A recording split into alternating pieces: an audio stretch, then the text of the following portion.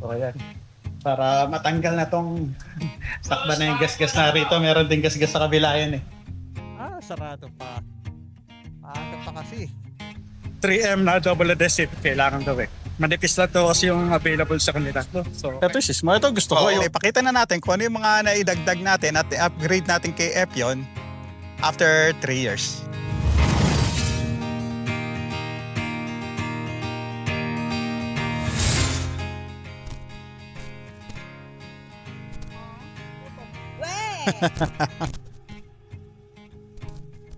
Saan ka magpapagawa na? Wala nang silbi. Pabalik ako sa kantaan. Inquire lang.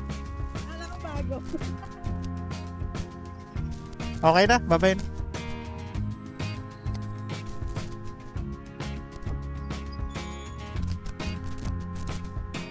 Okay, nahatid na natin si Jen.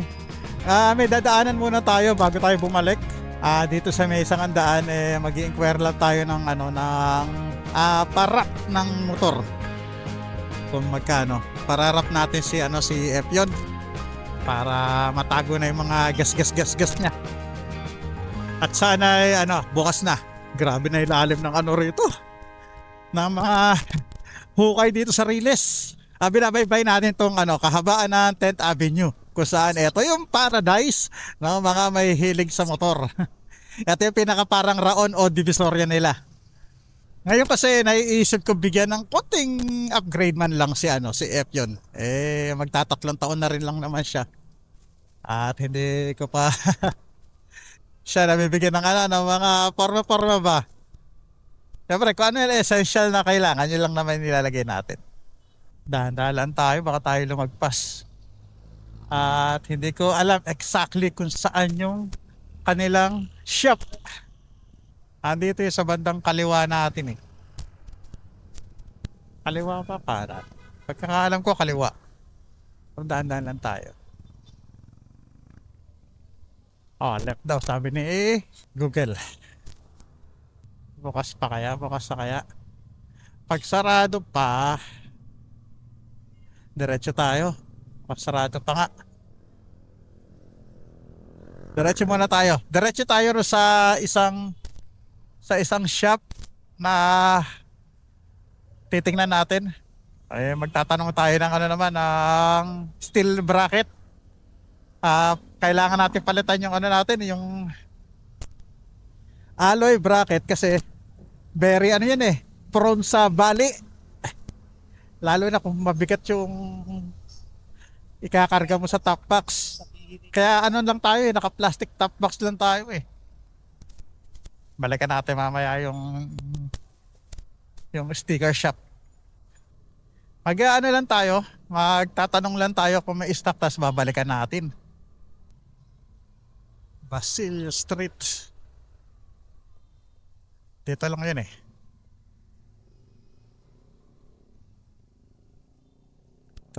sarado pa. Maaga pa kasi. Siguro magpakarga muna tayo ng gas.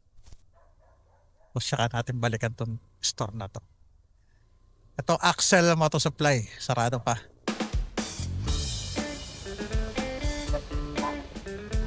Yung design full din. Wala, pero hindi na binabaklas ng pillar. Hindi na po yung binabaklas yung katulad na ito, yan. Full body to, may design. Kaso to, 4.5 naman to.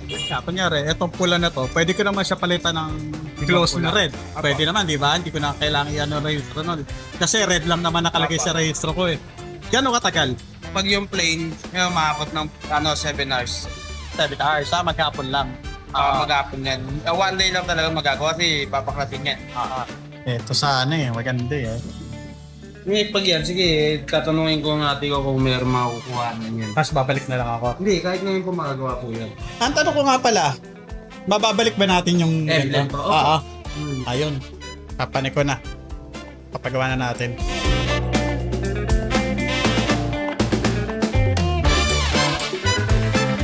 So ayan. Para matanggal na tong sakba na yung gas-gas na rito. Meron din gas-gas sa kabila yan maghahanap ako ng 3M na double adhesive. Kailangan daw Manipis lang to kasi yung available sa kanila. So, kailangan ipandikit nyo sa emblem para mas matibay yung kapit. So, okay, pasado alas 7 na. Kailan natapos? Ayan. At hindi ko muna ipapakita sa inyo.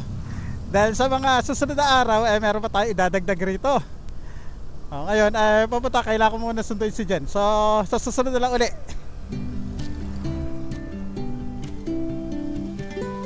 Ay, kumukulimlim na naman. Ngayon ay babalikan natin yung pinuntahan nating shop nung isang araw. At nag-message ako sa kanila, tinanong ko kung may stock siya nung kailangan natin. Magpapalit kasi tayo ng bakal na bracket para sa ating top box. At kasi yun currently na nakakabit sa atin ngayon ay alloy. At may tendency kasi na mabalik pagka masyadong mabigat yung ating karga. So papapalit tayo bakal. At kasama at dala natin ngayon yung stock na ano ba tawag ron? Yung grabe yung handle sa likod sa may puwitan ng motor. Ano ko ba? Ibabalik natin yung stock, then yung kukunin natin bracket, yung stay grab ang tawag ba yun? Stay grab. Uy, may bagong ano pala rito. Gasoline station. So, stay grab yung ikakabit natin para nakakabit yung stock na handle natin sa likod, then yung bakal ay nakapatong dun. Para mas matibay.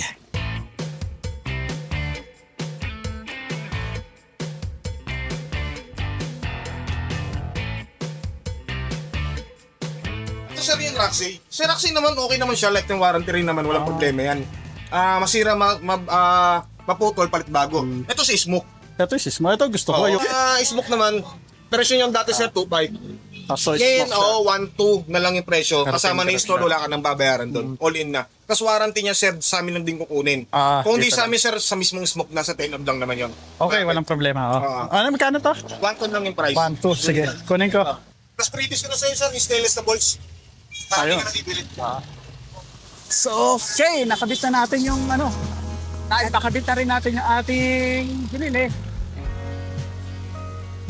At tayo dediretso ron para dito napaka-traffic.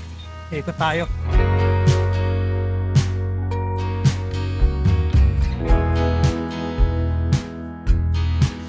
So okay, nandito tayo sa Dampalit Mega Dike dito sa City of Malabon. So ngayon bago natin ipakita kung ano yung mga naidagdag natin kay Epyon. Si Epyon nga pala ay isang Suzuki Bergman Street 125cc version 2. Nilabas siya noong around 2022 I think. So wag na natin patagalin, ipakita na natin kung ano yung mga naidagdag natin at i-upgrade natin kay Epyon. Let's go!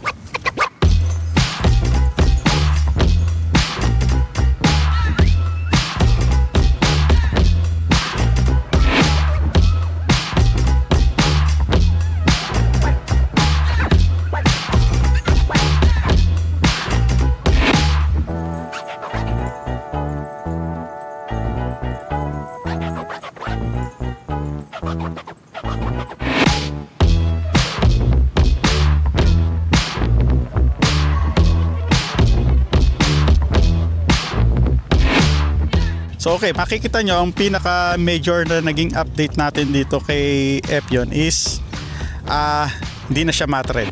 So pinalitan na natin siya ng glossy red pero hindi siya paint hindi rin siya palit ng panel kundi pinarap lang natin siya. So yan, all wrap yan. Sa mga magtatanong kung may papalitan ba tayo sa mga rehistro, sa detalye ng rehistro, wala. Kung red ang naka-indicate dun sa nyo, sa inyong rehistro, okay lang. Magpalit man kayo ng matte, red o glossy, okay lang. Basta as long kung ano yung naka-indicate na kulay sa inyong rehistro. Basta dominant yung ipapalit yung kulay. Kumbaga mas lamang yung kung ano yung nakarehistro sa inyong kulay. Yun ang okay lang, wala na kayong papalitan, wala na kayong i-upgrade sa ibabaguhin sa inyong rehistro. So yun, next, dahil nga sa natamong gasgas ni Epyo nung nakaraang biyahe, ayan, pinalagyan na natin ng pinarap na natin, then nagkabit na tayo ng ating crash guard. Ayan. So nakuha natin tong crash guards sa Motofox. Madali lang naman siya ikabit. So uunahin nyo lang tong pinaka gitna na part. Ito, ayan, itong part na yan. Bali, tatanggalin natin tong sabitan dito sa harapan, pero yan yung medyo isa-sacrifice natin. Although meron naman nabibiling kinakabit rito, pero wala pa ako eh. So then, pag nakabit nyo to, huwag nyo munang ganong higpitan para mapantay nyo. Then, i-install nyo na itong dalawa. Either left or right, kung ano mauna kung ano nyo. So may mga kasama na siyang screw, mga bolt. Ayan, ito. May ilalagay pa tayong rubber mat rito hindi pa dumadating eh. So okay. Next naman ay ibanilik natin pong ating stock na handlebar sa likod. Ayan, yung handle. Ito, hindi ko tuloy malam kung ano talaga tawag dyan. Grab bar ba? Ayun. So ngayon, nagpalit tayo ng steel na bracket for ating top box. So pinalitan na natin yung ating SEC alloy yung SEC Maya na alloy na bracket para mas kampante tayo na makaparkarga tayo ng mas mabibigat. At nga pala, ang tatak ng ating nabiling bracket ay smoke. Ayan, nabili natin siya sa Axel Moto Supply. So ilalagay ko na lang yung kanilang page sa comment. Ayan, kung may mga gusto kayong mga ang mga tinitinda nila ay mga top box, yan, bracket, mas mura sa kanila. Check nyo na lang sa kanilang page. And syempre, yung ating top box ay yung paring dati, yung Neura. ABS plastic siya, pero subukan na to na shockproof dahil nabagsak na to, natumba na to. At ilang ulanan na rin to ginamit ay hindi nababasa. Yung mga gadget ko diyan ko nilalagay sa loob. At kampante ako na hindi mababasa. Ayan, puro sticker na siya ngayon.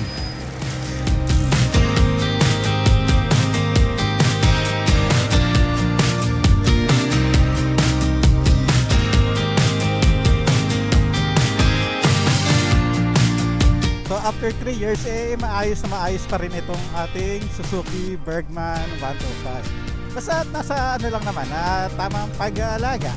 At isa pa, hindi ko rin naman din to araw-araw na nagagamit. Sa tuwing may may biyahe. So once again, maraming salamat sa mga nakarating rito. Napaka-solid yun. Thank you very much. And sa mga bago pa lang sa ating channel, huwag kalimutan mag-like and subscribe. Libre naman po yan. Para sa mga maging update kayo sa mga darating na ating mga video na mga biyahe. So hanggang dito na lang, para sa lahat stay safe. So hanggang sa muli, see you on the next one. God bless po sa ating lahat.